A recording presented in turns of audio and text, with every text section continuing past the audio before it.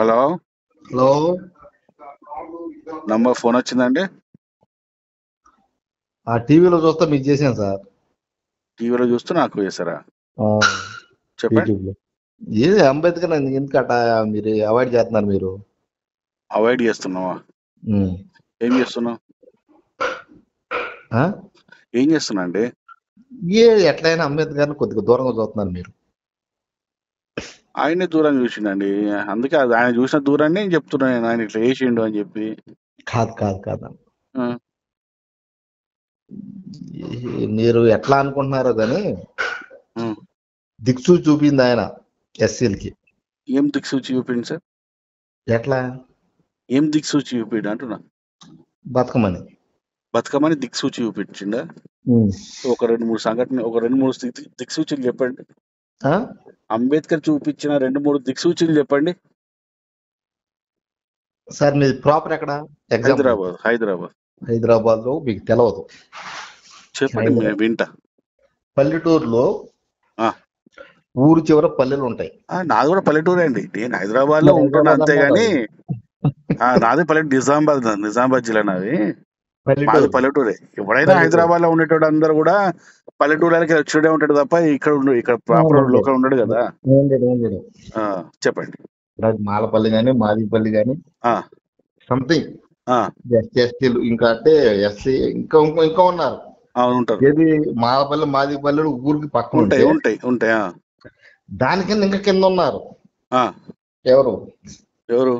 మందులోళ్ళు, యానాదులు. ఆ, ఆ, అవును. వాళ్ళందరూ కూడా అవకాశం కావాలని కోరినోడు అంబేద్కర్. ఏం గురిండండి? వాళ్ళు కూడా బయటికి రావాలి, పైకి రావాలని కోరినాడు అంబేద్కర్. పైకి రావాలని ఆ, పైకి రావాలని కోరి ఏం చేసింది సార్ వాళ్ళకి? ఆ, పైకి రావాలని కోరుకున్నాడు, కరెక్టే. ఆ. ఆ కోరుకుని ఏం చేసిండు వాళ్ళ కోసం? ఆ రోజున అవకాశాలు బట్టి ఆయన చేశాడు. అదే ఏం చేసిండు? ఏం ఒక 2-3 చేశాడంటే చెప్పండి అని రిజర్వేషన్ చెప్తున్నా కదా తెచ్చాడు. రిజర్వేషన్ తెచ్చాడు. సార్. మీకు తెలుసా రిజర్వేషన్ ఎప్పటి నుంచి మన దేశంలో రిజర్వేషన్ ఎప్పటి నుంచి అమల్లో ఉందో మీకు తెలుసా?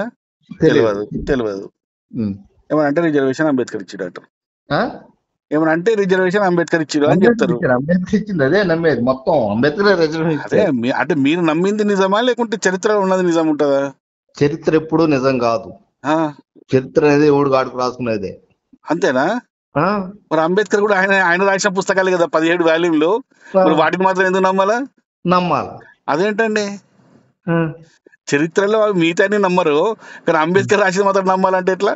అంబేద్కర్ జీవితం రాశాడు. దాన్ని ఏమంటారు తెలుసా? వెర్రితనము, పిచ్చితనము అంటారు అనమాట. కాదు. ఇప్పుడు నమ్మొద్దు, చరిత్ర నమ్మొద్దు అంటే ఎవరు రాసినా నమ్మొద్దు. సరే, ఒక పని చేయండి. అంబేద్కర్ 17 వాల్యూమ్స్ పుస్తకాలు రాశాడు కదా. ఏ ఒక్క వాల్యూమ్ అయినా రిజర్వేషన్ తీసుకొచ్చింది నేనే అని చెప్పి అక్కడ రాసిండ చూపించండి.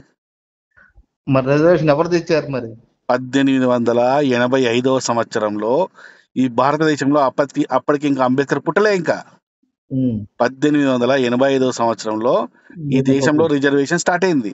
ఎస్సీ, ఎస్టీ, బీసీలకు. ఎవరు తెచ్చారు? శివాజీ మహారాజ్ వారసుడు, ఆయన పేరు 85. 1885.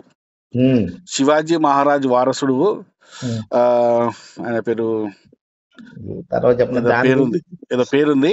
ఆయన ఫస్ట్ ఈ భారతదేశం. వినండి గురువు గారు, మీరేమో వినరు. గురుగారు చిన్న మాట. అంబేద్కరిస్టులకు ఏమైందంటే పాపం ఏ చెప్పినా కూడా వినే ఓపికలు ఉండదండి. పాపం ఎందుకు అర్థం కాదండి. మీరు ఆయన అనొద్దు. ఆయన తీసుకురానప్పుడు ఆయన తీసుకురాలే అంటారు, కానీ ఆయన తీసుకొచ్చిన ఎట్లా అంటారు మరి? రిజర్వేషన్ ఆయన తీసుకురానప్పుడు ఆయన తీసుకురాలేదు అని చెప్పాలి తప్ప తీసుకొచ్చడాన్ని ఎట్లా అబద్ధం చెప్తారండి? రాజ్యాంగం ఎట్లా నడుతుంది?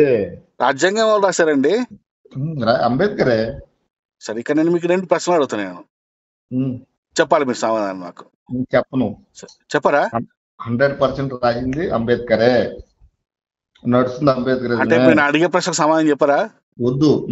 మీరు నాకెందుకు ఫోన్ చేసినావా? పనిలేక ఫోన్ చేసినావా? మరి నువ్వు అంబేద్కర్ తరఫున నేను అడిగిన దానికి సమాధానం చెప్పినప్పుడు నువ్వు నాకేది ఫోన్ చేసినారా? మరి పనిలేక చేసినావా? చేశాను. పని పాటలు లేని ఎదవా.